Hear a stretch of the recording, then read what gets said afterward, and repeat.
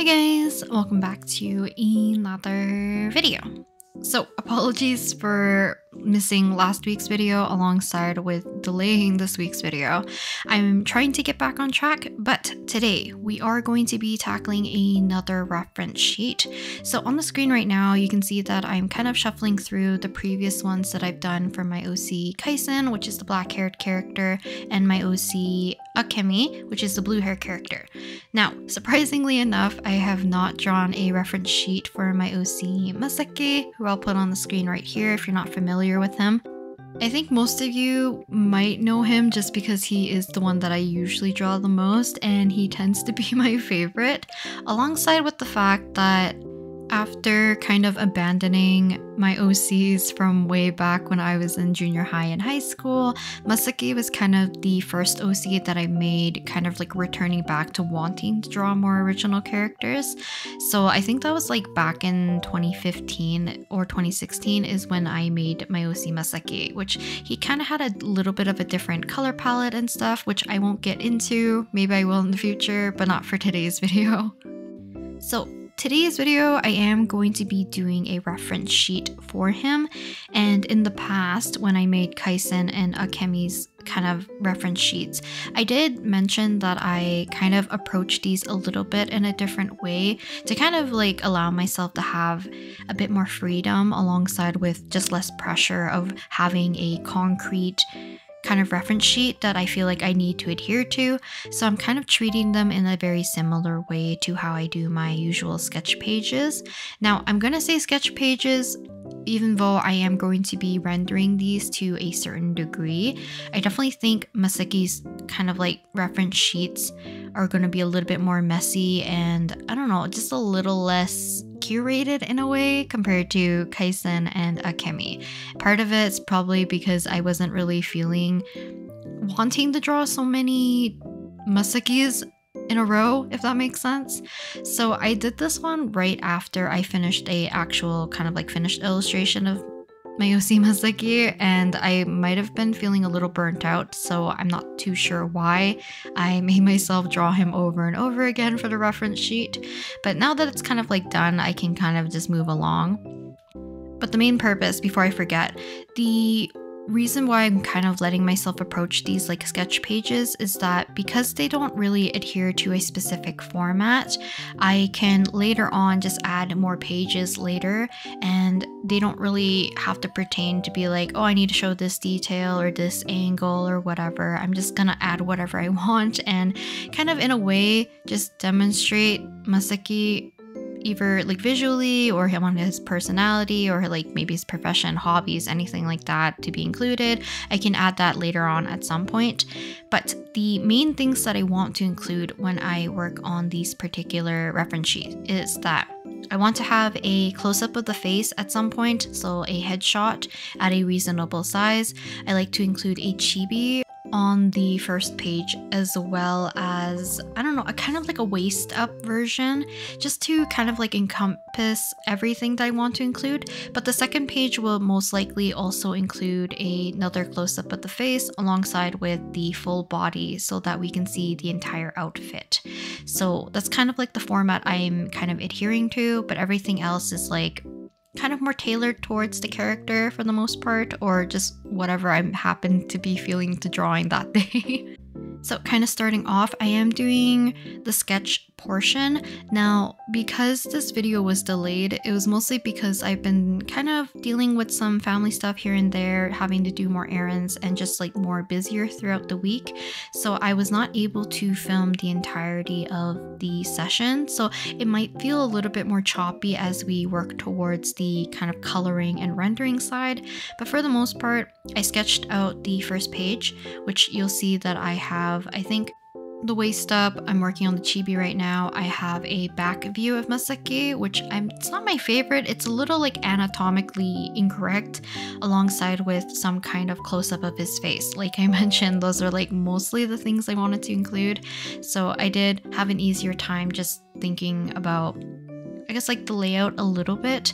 I did have to kind of fuss around with how I wanted to position certain parts because Ideally, I wanted to have a larger version of him tying his apron, but I couldn't be bothered because I also didn't really want to think about the arms and the hands too much. And I feel like I just realized that I don't understand how an apron works. Well, I do, but I drew it incorrectly is what I mean. I don't really draw it kind of like hugging and wrapping his body as tightly as it would if you tie it around your waist or like near your hip area, as it tends to kind of like just hug your upper thigh and your waist a little bit more rather than hanging just in front, almost like a loincloth, or like it doesn't flare out as much. So I'm gonna fuss around with that in the future, but for now it's just gonna be a little bit looser on Masaki. But I also did not really consider how the back portion of his apron really works, and I had this issue in the past as well, but I ended up just making the straps the same thickness as you usually see it in like how I drew it in the front, and as we move to the back it kind of cinches in and gets a little bit thinner, because I noticed that I draw his kind of like how he ties his apron a lot thinner compared to the actual strap size of his apron. So actually, before we keep talking about Masaki in general, and as I go through just like the typical process of going through sketch, I'll put a background of some sort with a grid, we'll put down flats, we'll do rough colors, and then we'll render and add any details at the very end. I feel like it's like the typical procedure that I tend to do, so if you're confused, I have some other videos talking about it, or you can just follow along visually. But let's talk about who exactly is Masaki, because context-wise, if you're not familiar with my OC, he is my OC who is a florist. He works part-time kind of at a flower shop or like some kind of florist job while he is attending university, and he has decided to study botany and floriculture. So that's kind of like something I'm wanting to deep dive a little bit more so that I can make his character actually more fleshed out about it. But the purpose of Masaki in general was to push me to draw a subject that I was not really confident in, alongside with I wanted to draw more of, which happens to be like flowers and foliage and all that, which is kind of why a lot of the times I'm drawing those for illustrations. One, because I think they're pretty, I like kind of looking at the subject, I like learning about them. But Masaki was supposed to be a character who's like supposed to be surrounded by flowers and like foliage a lot, and it kind of fits his theme of him as a character. So in kind of like me wanting to draw him, most likely I will have to draw flowers and stuff in the future, so it'll kind of push me to draw that kind of subject a little bit more. And I've done this with a few of my other OCs, but I've not really committed as much as I did with Masaki, and I feel like for him it just worked a little bit more effectively because it's probably something I was truly more interested in compared to my other OCs.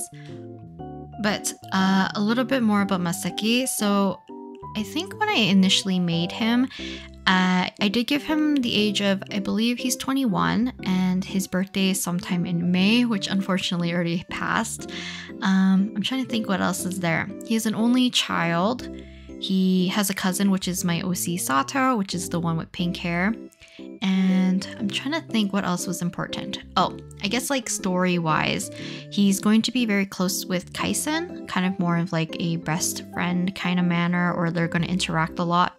Which I do have like kind of a small story, or at least like I know how they're going to end up interacting or meeting when they, I guess like the first meeting, I guess, if that makes sense. My other characters are all basically surrounded around Masaki's story as a whole. So every time I make a new OC, minus Selwyn, kind of surround around Masaki in general, just because, like I said, he's kind of my favorite. Also, like, for the most part, if I had to pick only one OC, I would pick Masaki, just because he is kind of more fleshed out. I've thought a little bit more about his story alongside with Koji, as initially I was going to develop a story about them kind of more as the main focus, where I kind of wanted more like a mentor and not a student, not a disciple per se, or maybe kind of like a brotherly relationship, because I've always imagined Masaki's story to be very much like slice of life. yeah, probably just slice of life comedy kind of esque. I don't really care for drama all that much, and I don't really see them doing much like action or fantasy or anything like that. So that's kind of how I've always thought about Masaki's story for the most part. So it'll be mostly just surrounding his life. And as we expand more and more, I do wish to potentially make some kind of story comic or something like that. And I've mentioned this in the past, and a lot of you actually suggested that I just do kind of like mini short stories or like little comics or something that's like very much of a short form instead of writing a whole webtoon series or anything like that, because that's something I cannot handle at the moment. So I definitely kind of want to go into that direction eventually. I'm still trying to figure out how I want to illustrate or represent that in a way that I kind of want to make a little bit more consistently, if anything. So for the most part, you're probably just going to see doodles here and there or illustrations of my OCs, and I'm planning to draw them a lot more, so hopefully I will in the future, but probably not until like after August, since I'm still going to be busy with convention prep. But now that we have our sketch done for both of our pages, let's prep them for coloring. So the thing that I'm going to do first is to put a background color. Now all of my reference sheets kind of have this kind of tan manila-ish, kind of warmer yellowy color that I like to put in the background. I will also duplicate my sketch so that I can keep a kind of like clean version a little bit later, or like a backup version. I also made a new layer to lay down a white grid into the background, as I did for the rest of my other reference sheets that I did for my OCs. After that, I make another new layer and we can prep for coloring. So for me, I do like to alpha lock my colors, so I like to block in some parts of the shapes first so that we can kind of contain everything into one area, if that makes sense. You can kind of see, like, more so this year, I decided to use the lasso tool and use the color fill option. So I'm kind of just penciling in around all of the objects together, using the color fill to fill the inside of our selection so that we can place down a base color. Once we have the base color done, I alpha lock that layer and we can start shading. So you can see that as I'm adding like shading and shadows, it's not really bleeding out into the background. It's kind of staying all contained within the first selection and color fill that I did initially. So it just kind of keeps things a lot more like cleaner and just more manageable at this point.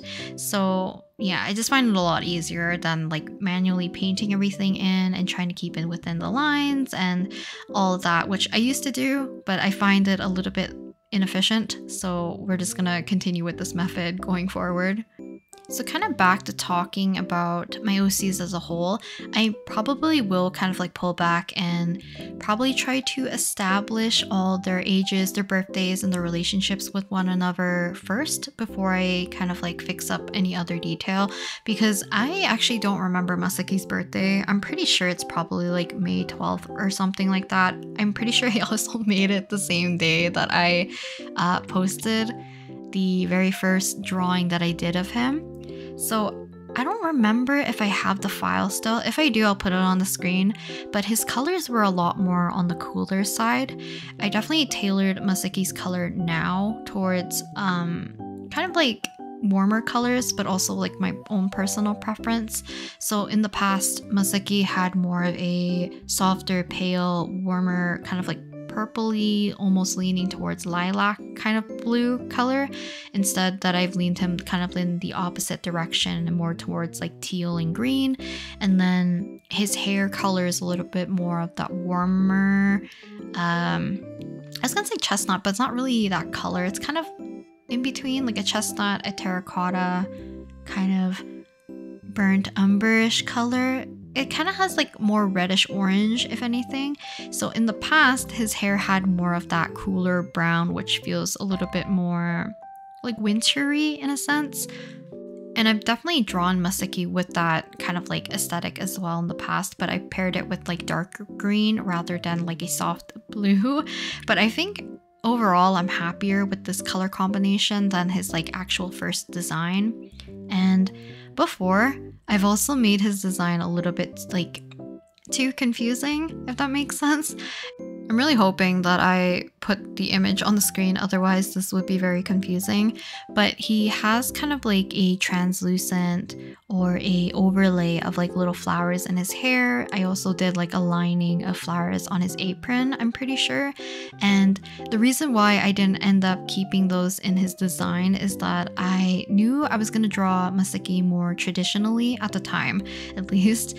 And I did not want to keep drawing the pattern, or if I wanted to do watercolors or like colored pencils, I did not want to have to do the small details of the flowers.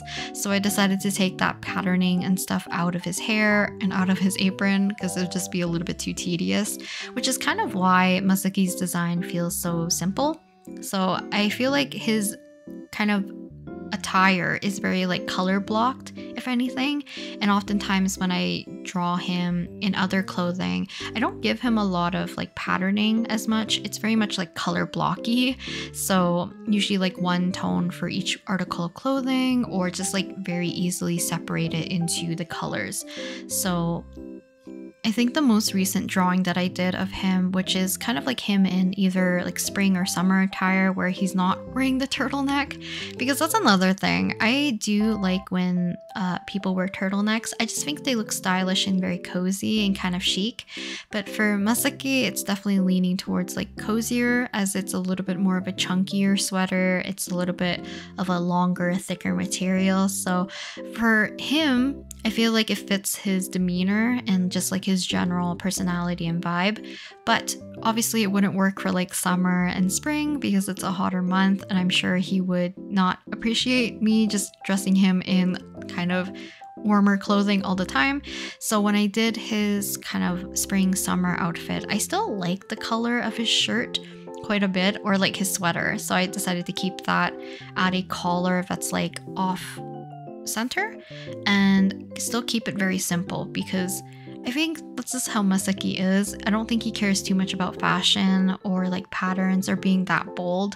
He kind of sticks to what the things that he likes, if that makes sense. I'm probably getting super rambly at this point because it's 2 a.m. So I do apologize about it, and I'm letting my brain just like talk about whatever about Masaki at this point.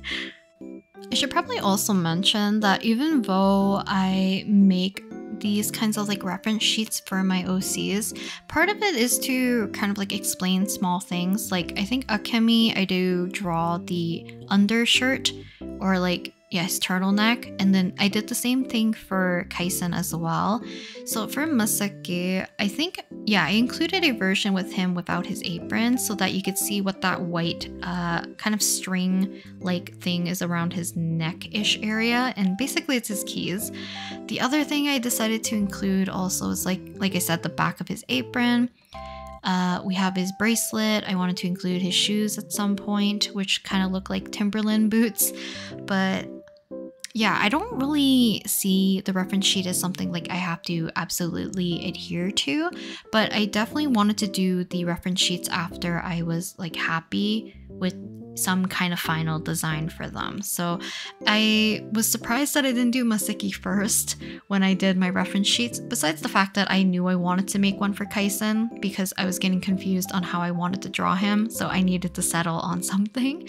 But for even like Akemi or like some of my other OCs, I think Sato, I'm still kind of like flip-flopping a little bit back and forth with her hair on how I want it to be like default, but I'm not gonna make myself like not allow them to wear different outfits, if that makes sense. I feel like it was never like that anyways, because I've drawn them in different outfits. I've done the, I think, what did I call those videos? Drawing outfits for my OCs, I'm assuming is what I called them, but I kind of like dressed them up in different outfits, styled them a little bit different, styled their hair a little bit different. So I think it's just kind of nice to keep the reference sheet for the most part, at least like for the first 2 sheets that I did for all of my OCs, is that they keep a consistent look, just to make it a little bit easier, one, to read and for people to reference. But yeah, I don't know. yeah, I feel like I'm like moving forward still. I will wait until I am like 100% happy with their kind of like initial design before I make them have a full reference sheet. So Sato or Koji will probably be next in this little mini series of drawing reference sheets for them. Unfortunately, Moriko is going to have to wait a little longer just because I am not 100% sold on how I want to style her pants. I think that's mostly it. I also want to give some kind of design to her jacket. I don't want it to just be a generic kind of like leather jacket for like motorcycle riding and stuff. I want to look into more of like the designs and stuff so I can draw it a little bit more accurately. Otherwise, it's going to give a very similar kind of lack of detail that I'm giving like even Masaki. So Masaki has like a very I don't know how to explain it. His apron's very rectangular in a way. Like I said, I don't think I understood how I wanted to draw the apron on his body, so it looks like just a piece of fabric like slapped onto his body rather than like following the contours of his body. I didn't really do the back correctly, so I will eventually do a proper look into like specific parts of their clothing so that I have a better idea. But for the most part, I tend to draw my OCs a lot more simplified anyway, so I don't think it's too much of a bother. But at least for like Moriko, I am going to look at designs for like leather jackets or like jackets for like riding motorcycles and stuff so that I can see what's kind of like necessary, what can be more like only for aesthetic. So yeah, because I feel like Moriko would like stuff that has like utility. At least for the most part, I think that's what I want her to kind of be like. She's more hands-on, she's a little bit more practical in a sense. So, oh, but I guess like, maybe I'll talk about it in a different video when we kind of work on Moriko in the future. So I won't talk about it here. But in terms of the drawing portion, so last but not least, I did kind of rush through the rendering portion for the second page, but you'll see the end result and the time lapse at the very end anyways. But the last thing I kind of wanted to do for both pages is add a white border around all of the drawings, just to kind of help them make them stand out from one another alongside with the background, because the grid sometimes can be a little bit distracting, but I think the white kind of helps them make them pop forward a little bit more.